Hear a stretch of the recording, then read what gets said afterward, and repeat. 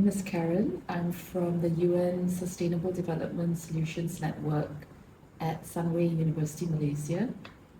I'm actually quite new to the field of sustainable development, only for about 5 years. So this was after the UN member countries adopted the SDGs. Before that, I was more of a strategy and operations professional. So I started off as a strategy consultant, and then I moved into doing more of public policy related strategic work. So in a sense, my experience does relate to the field of sustainable development in terms of how to find solutions in a very strategic way that can bring a lot of benefits to countries as well as communities.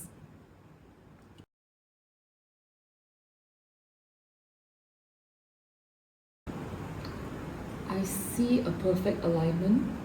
The Sustainable Development Goals has 4 main pillars. So environmental, economic, social, and governance. When it comes to Danum Valley, the environmental aspect is very clear, right? Because Danum Valley is a major source of biodiversity. It's a rich ecosystem. It's also a very important carbon sink that provides ecosystem services to the whole world. But at the same time, it also relates to the economic pillars because as an important source of biodiversity and a carbon sequestration zone, it has also spillover effects on the communities around if it is managed well, so that the community in the surrounding areas are able to enjoy the spillover effects from the research and the conservation work that is going on here, so that they too can have higher sources of income, alternate sources of income, perhaps better socio-economic development through educational opportunities or employment opportunities. And on the social aspect too, I think the research work that's carried out here at Danum, like I mentioned, has the spillover effects on the local communities in the surrounding area, but also the communities of Sabah, and can raise the profile of Sabah. At the moment, Sabah is the second poorest country in Malaysia. So there is a lot of work that can go into raising the social standing of the population of Sabah, to bring them out of poverty, to reduce income inequalities, to reduce gender inequalities, to improve educational outcomes, and all of this can benefit from the natural surroundings, which is the rich resource that Sabah actually has. And how can that resource be turned into some kind of a monetary or financial benefit for the state? I think this is a very important research area that we need to look into, because it can uplift the socio-economic standing of the people.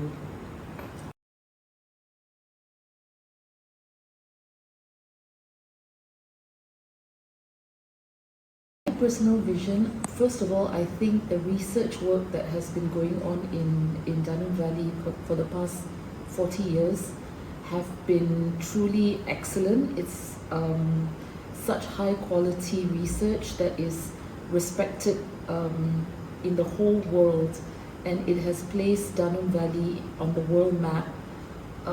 It attracts quality researchers from all over the world, and my personal vision is for that aspect of research to continue for the next 40 years, but also to explore new areas of research that are opening up as the world develops, especially with technological changes that are happening. I think it opens up a lot of new opportunities for research that has not yet been done. And if Danum Valley would be able to lead the way in doing this kind of futuristic research, it can also be a model for other parts of the world that have similar rich biodiversity zones. They can also learn from Danum Valley and emulate such research in their areas as well.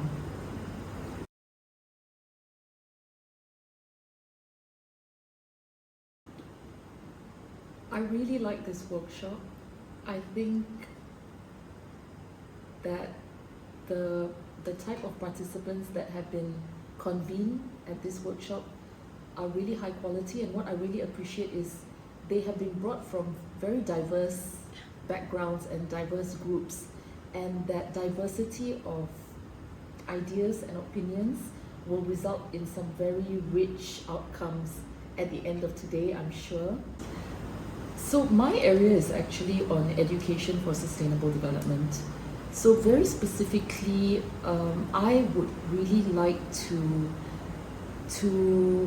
find a way to relate the rich natural resources that we have in this country, especially in Borneo and particularly in Danum Valley, and how can a deeper knowledge and a deeper appreciation and love for this rich asset that we have, how can we bring this knowledge to the Malaysian public, but starting with school children, start them young, get them to know what is in their backyard and to appreciate and to love it, so that when they grow up and pursue their own careers, they might pursue careers that will look into solving some of the most challenging sustainable development issues that we have today.